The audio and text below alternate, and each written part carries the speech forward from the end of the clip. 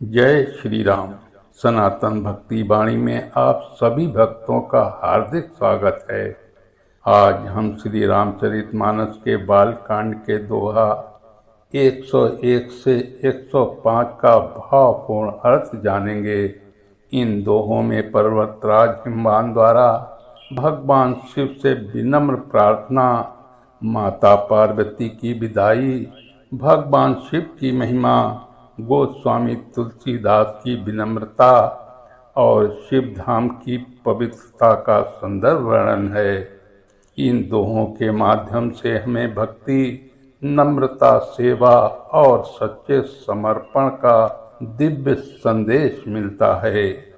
भगवान शिव की कृपा और भक्त के प्रेम का यह प्रसंग अत्यंत हृदय स्पर्शी है। तो आइए श्रद्धा और प्रेम के साथ इस पावन कथा का श्रवण करते हैं। जय भोलेनाथ, जय माता पार्वती। नाथ उमा मम प्राण सम, ग्रह किंकरी करे हो, क्षमे हो सकल अपराध, अब होई प्रसन्न बर देहु, श्री रामा होई प्रसन्न बरुदेहु। पर्वतराज हिमवान भगवान शिव से विनम्र भाव से प्रार्थना करते हैं, हे नाथ, मेरी पुत्री पार्वती उमा मेरे प्राणों के समान प्रिय है। अब आप कृपा करके उसे अपने घर की सेविका के रूप में स्वीकार करें। यदि हमसे किसी प्रकार की भूल, अपराध या कमी हुई हो तो उसे क्षमा कर दीजिए। कृपया प्रसन्न होकर इस विवाह को पूर्ण रूप से स्वीकार करें और हमें अपना आशीर्वाद प्रदान करें। हिमवान के इन विनम्र वचनों में एक पिता का स्नेह, श्रद्धा और भगवान शिव के प्रति पूर्ण समर्पण स्पष्ट दिखाई देता है। चले संग हिमवंत तब, पहुँचा वन अति हेतु, विविधि भांति परितोष करी, विदा कीन्ही वृष केतु, श्री रामा विदा कीन्ही वृष केतु। विवाह संपन्न होने के बाद पर्वतराज हिमवान अत्यंत प्रेम और सम्मान के साथ भगवान शिव को विदा करने के लिए उनके साथ दूर तक चले। वे अपनी पुत्री के विदा होने पर भावुक भी थे और प्रसन्न भी। उन्होंने अनेक प्रकार से भगवान शिव को संतुष्ट किया।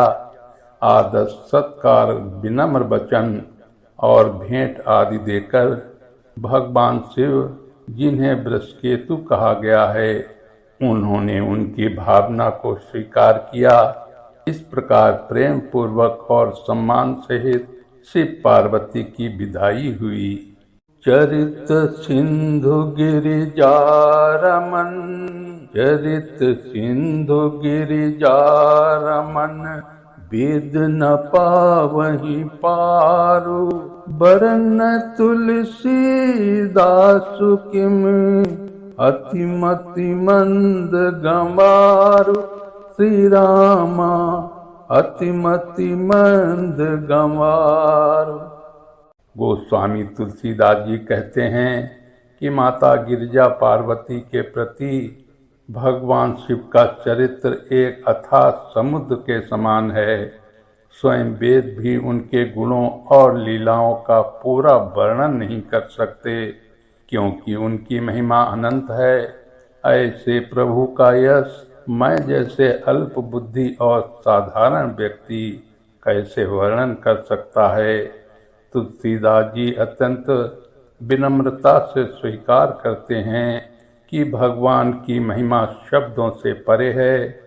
यह उनकी भक्ति, नम्रता और ईश्वर के प्रति समर्पण को दर्शाता है।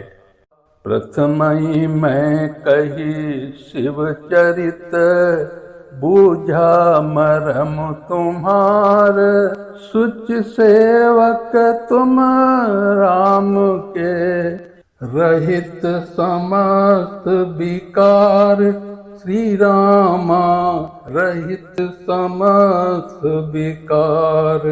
भगवान शिव कहते हैं, मैंने पहले तुम्हें अपना चरित्र इसलिए सुनाया ताकि मैं तुम्हारे हृदय का रहस्य समझ सकूं। मैं ये जानता था कि तुम्हारा मन कितना निर्मल है और तुम भगवान राम के कितने सच्चे भक्त हो। अब मैं समझ गया हूँ कि तुम श्री राम जी के पवित्र सेवक हो और तुम्हारे भीतर किसी प्रकार का विकार, छल या कपट नहीं है। शिव जी भक्त की परीक्षा लेकर उसके प्रेम और भक्ति की सच्चाई को परखते हैं। यह दोहा सच्ची भक्ति और निष्कपट सेवा का महत्व बताता है। सिद्ध तपोधन जोगी धन सुर किन्नर मुनि वृंद, बसहि तहाँ सुकृति सकल, सेवहि शिव सुख कंद। श्री रामा, सेवहि शिव सुख कंद। जहाँ भगवान शिव निवास करते हैं वहाँ सिद्ध पुरुष, तपस्वी, योगी, देवता, किन्नर और अनेक मुनिजन निवास करते हैं। वो स्थान अत्यंत पवित्र और दिव्य होता है। वहाँ केवल वे ही पहुँचते हैं जिनके पुण्य श्रेष्ठ होते हैं और जिनका जीवन सत्कर्मों से भरा होता है। सभी भक्त वहाँ भगवान शिव की सेवा करते हैं क्योंकि वे सुख के मूल स्रोत हैं। शिव जी कृपा से वहाँ शांति, आनंद और आध्यात्मिक सुख की अनुभूति होती है। यह दोहा भगवान शिव के धाम की महिमा और उनके भक्तों की पवित्रता का सुंदर वर्णन करता है। जय भोलेनाथ, जय माता पार्वती।